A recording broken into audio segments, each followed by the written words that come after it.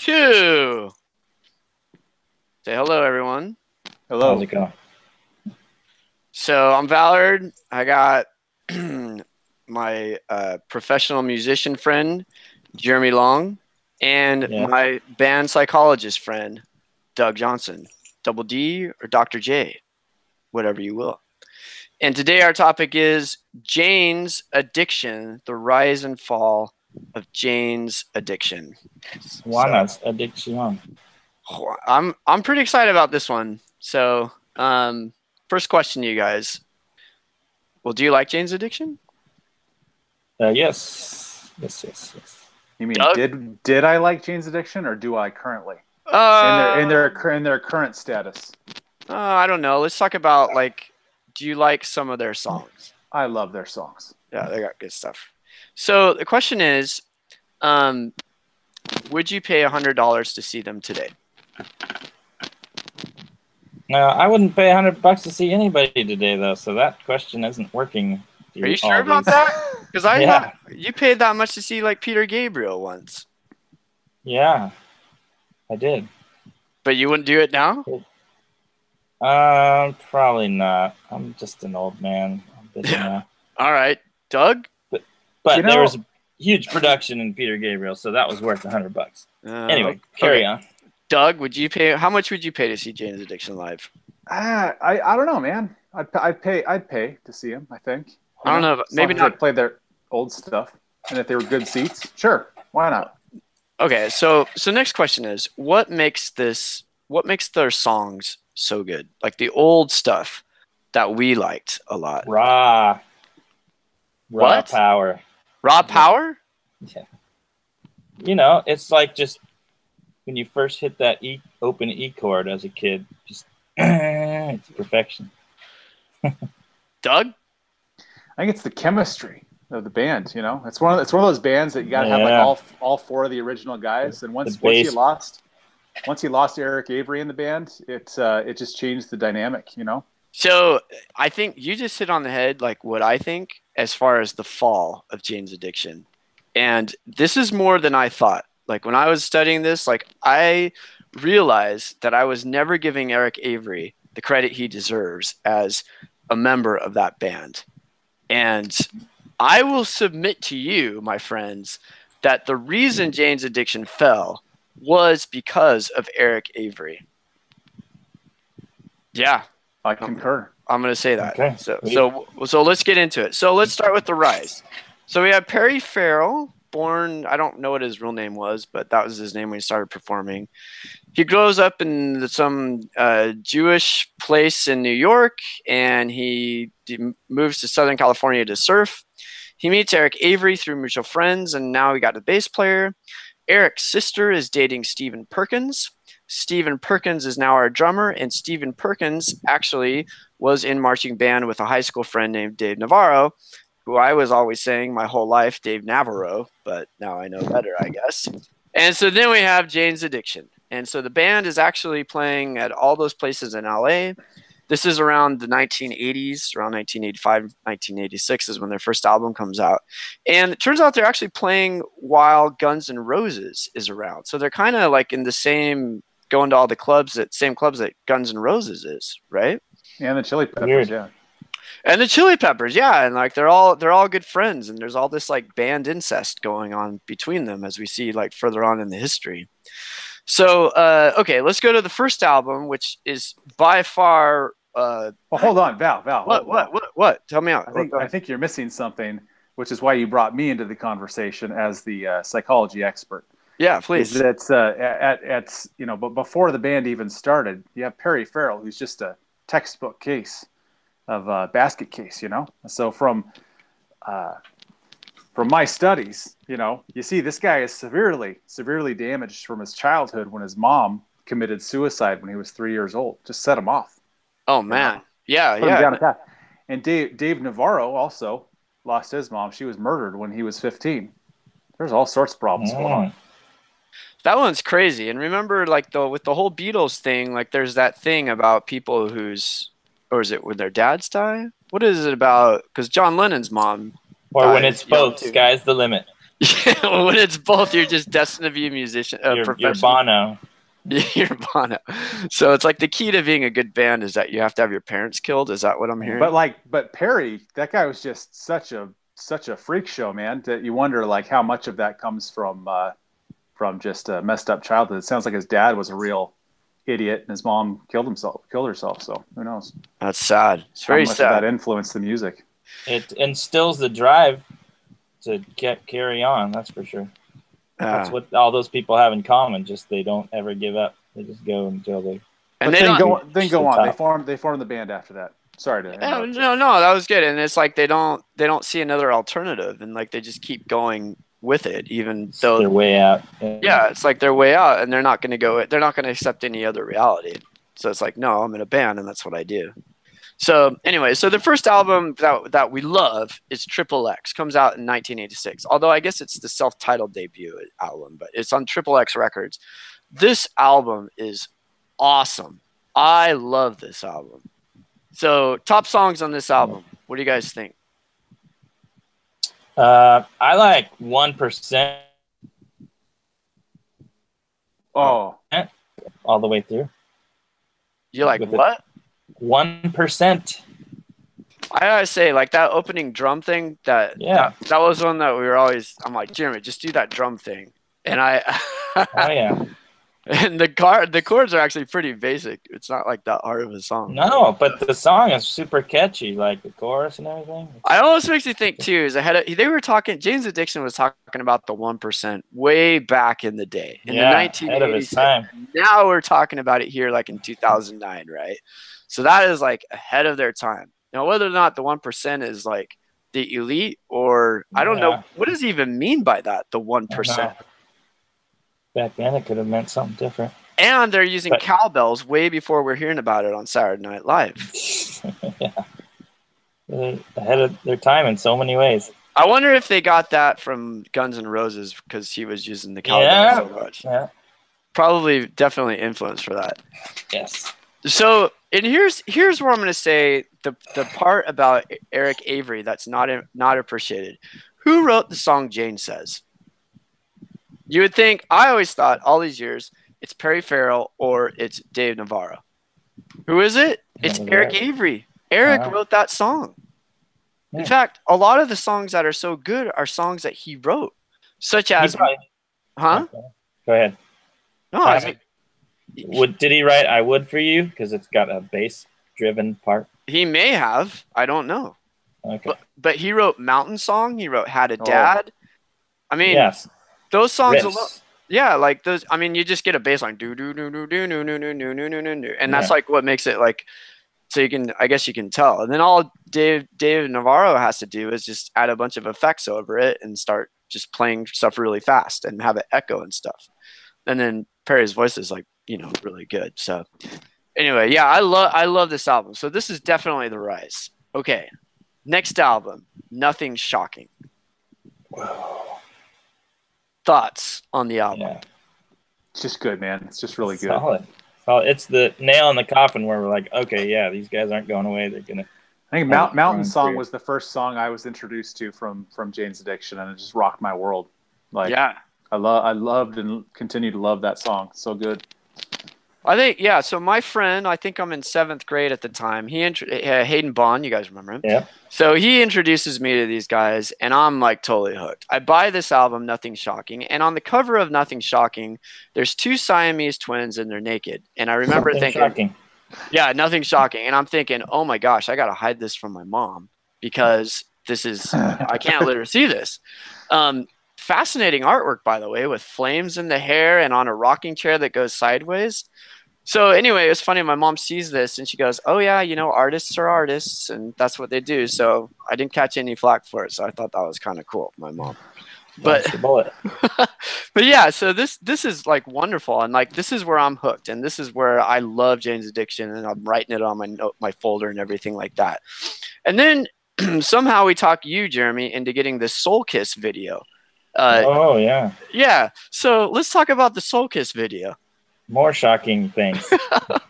What's the more shocking thing to you? Like killing an eel by like hitting its head on the table. I forgot about that. Why is it killing an eel in slow motion? Yeah, and then there's the scene where all the band members kiss each other. Like, yeah, it's just weird, man. Not just like a little kiss, but I mean a big, fat. Like, I was a little shocked. I'll be honest. I'm trying to say nothing shocking, but here they are ahead of their time. Whatever. Love's good. But on this album, one of my favorites is Standing in the Shower. I love standing in the shower thinking.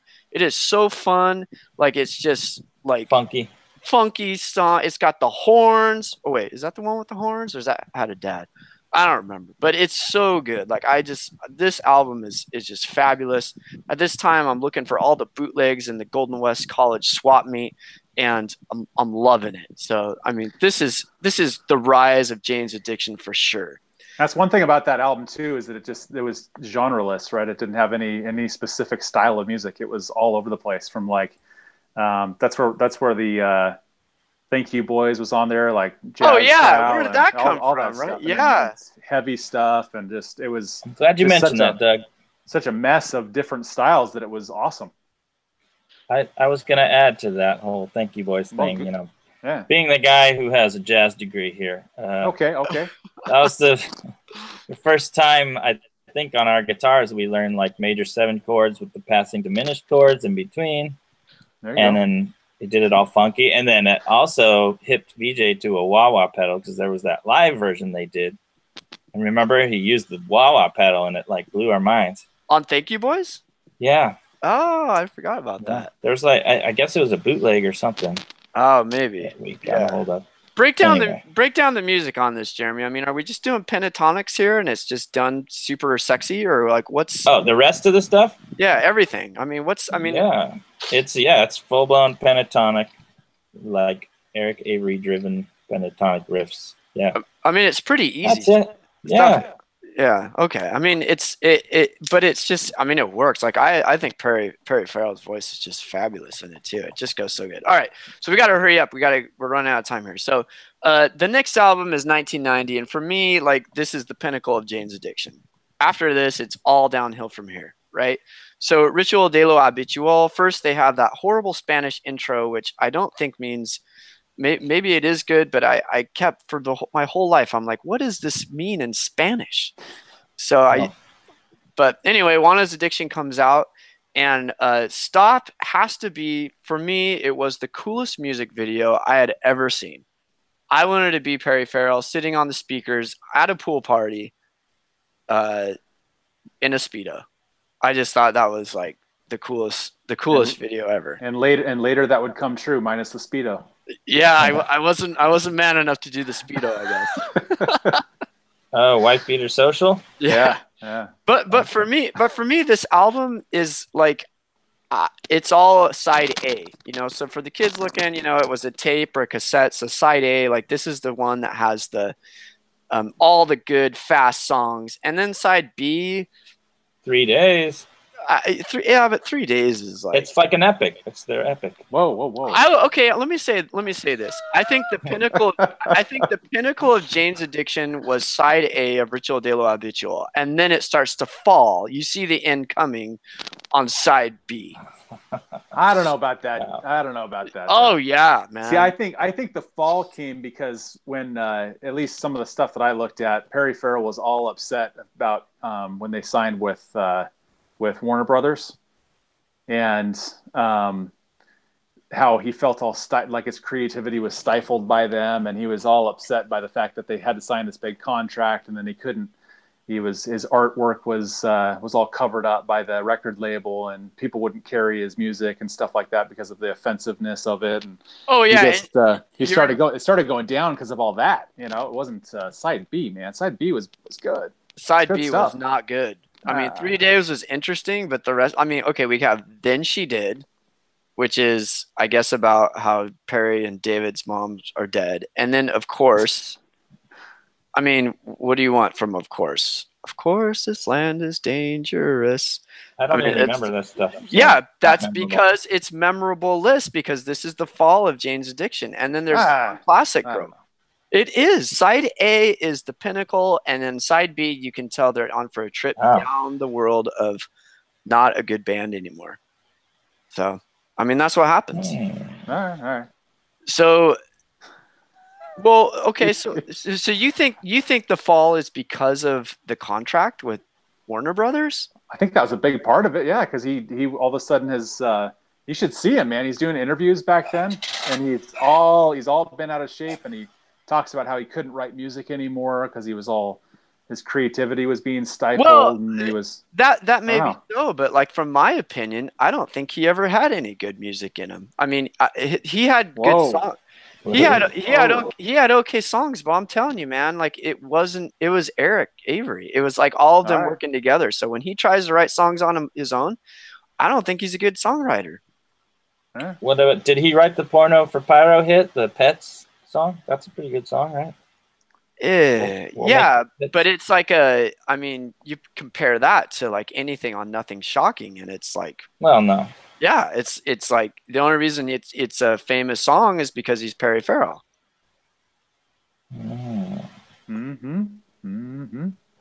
So you're saying you're really saying it's Eric Avery, but Eric Avery was on Ritual, right?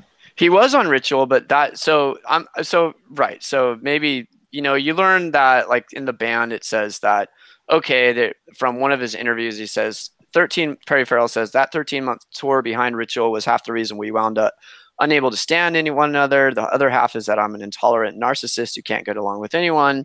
After that, after the tour is over, he's basically gone. What? You're forgetting one thing. A big part of the breakup was because Eric Avery was in love with Perry Farrell's girlfriend. Did you catch that? Casey Nicole? Really? Yeah. And he was hitting on her.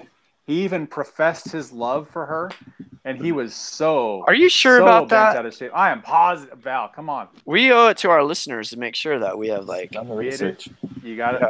I'm sorry to bring up this research that you guys haven't seen, but I dug deep on this thing. I never saw this. Digging deep.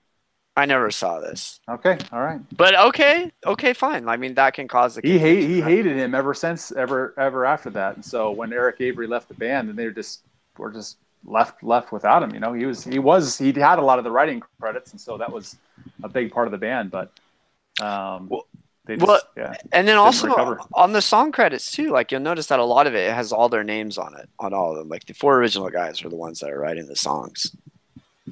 So but I don't know. I think it's Eric Avery. I think he's like the soul of Jane's Addiction, and without him, he's gone. Because like nothing they've done since is like, I mean, with like, Flea and top players, it's like the super group problem. You got all these great players, but you're nothing without a good song. Yeah. And that was funny. Yeah. So then the band incest starts. So Dave Navarro joins Red Hot Chili Peppers from 1994 to 1998. Why Doug? Why does Eric Avery not want to rejoin? Like it's just all Casey Nicole. Is that all it is? It's him. Him and Perry don't like each other at all anymore. He's done. It seems like he has like, and it was money because Perry also with the contract from Warner Brothers. Back to that. Circling back. He was he had demanded all of this about like more money than anybody else was getting, and so that just ticked off everybody also. So there's a lot of that kind of stuff. Perry Farrell demanded more money than everybody else. Oh, there was contract issues. There was contract issues anyway. I mean, he saw himself as the band when he really wasn't. Well, I will say this for Perry Farrell. Like one thing that he had going, his stage presence, I've always been a huge fan of it. He just said the coolest things on stage. He just seems like the coolest guy up there. A weirdo, yeah, but he's super cool. Like when he's like, "What a night!" Almost makes you want to not go back to work, right? Don't go, and all that cool stuff that he says all the time.